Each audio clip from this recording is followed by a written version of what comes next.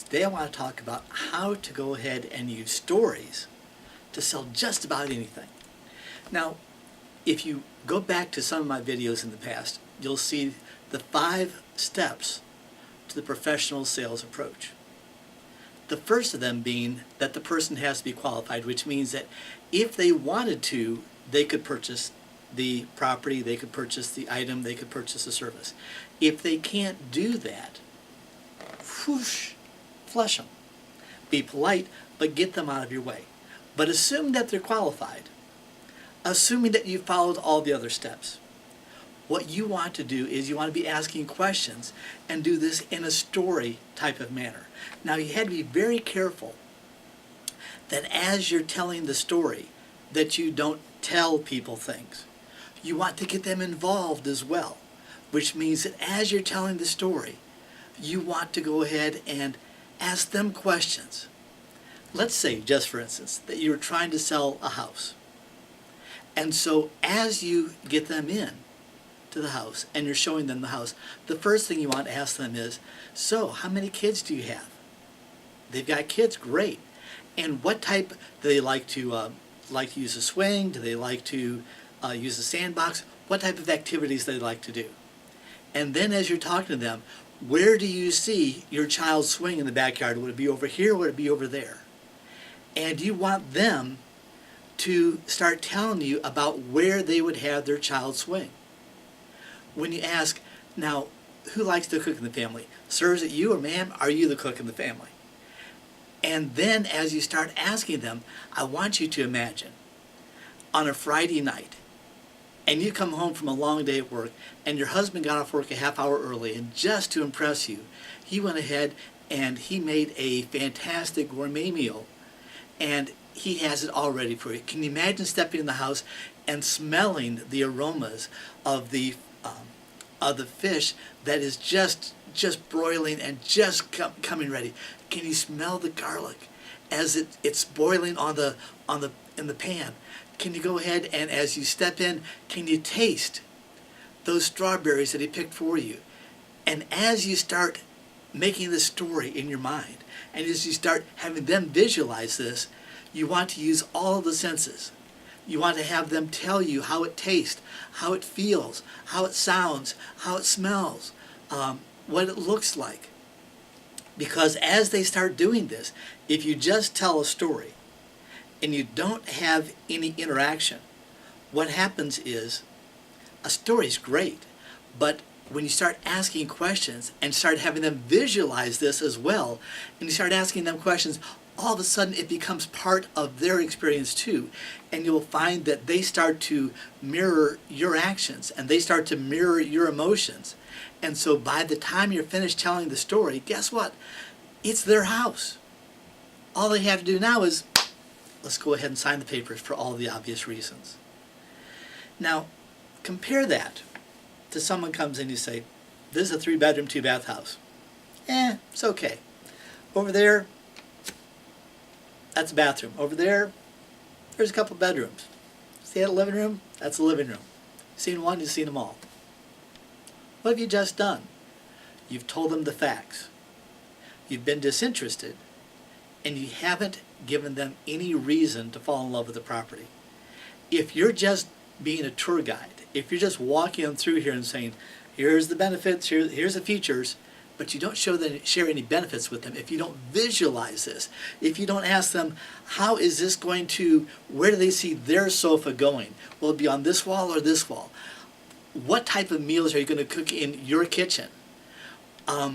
Where are you going to have your anniversary parties?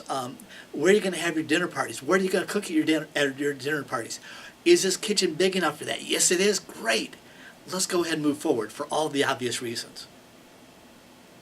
As you start telling a story, as they start getting emotionally involved, the front part of the brain that processes all of the sounds and stimuli gets involved. The parietal globe, back right in here, about a couple inches down, that starts getting involved as well. And this starts analyzing this. And then you have your reticular activator system. that starts integrating all this together. And when they start visualizing, and they start using their senses to start visualizing what they're going to be like in their house, wow. Now you've got a story. Now they want to buy the house. Now, compare and contrast that to a hard sell approach. A hard sell approach is where you say, you really want this property. You don't ask them if they want, you just tell them. And then you go ahead and you try to guilt them and try to goad them into buying.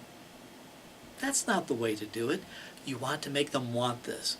And as you start asking them questions, you want to have a blend of the emotional to get them all excited about this. Tell the story, get the senses involved. You want to have the logical.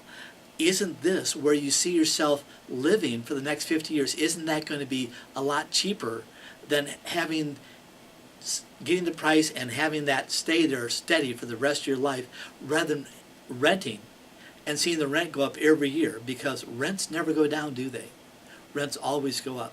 And once you get this property bought, you're going to have a constant payment. The only thing that's going to change is taxes and insurance. But everything else is going to stay the same. So over time, this place is going to get more and more affordable, isn't it? And then they start seeing all the advantages that they have with this. They start seeing all the wonderful things that they could do in their house. And they're ready to go ahead and sign, aren't they? Now, can you do this in other settings as well? Absolutely. What happens when you start talking to a person is, if I am telling you something, it might or might not be true. But if I start asking you questions and you answer those questions, the words came out of your mouth. And anything that you say is always going to be the truth, isn't it? And so as you start asking them to visualize what's going to happen with their video camera, with their car, with their house, whatever you're trying to get them to purchase, you want to go ahead and find out the benefits that they're going to have. Because if there's no benefit to them, they're not going to do it. If you do pressure them into buying something that they don't want, they're going to hate you. If they have a right of rescission period, they're going to go ahead and cancel that and break out. And so you want to have them not only have the emotional, they want to go ahead and buy, the intellectual and the logical, you're giving them reasons to overcome any objections that any of their friends have, but you also have given them, you've corresponded their, I call it cognitive dissonance.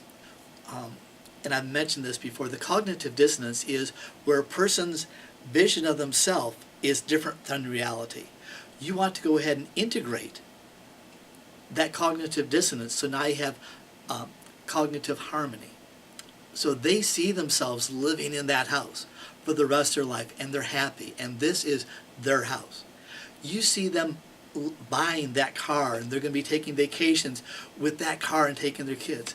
So as you start telling a story and asking questions and have them visualize, what's going to happen is that they're going to fall in love with the process, and they're going to appreciate you finding the perfect situation for them.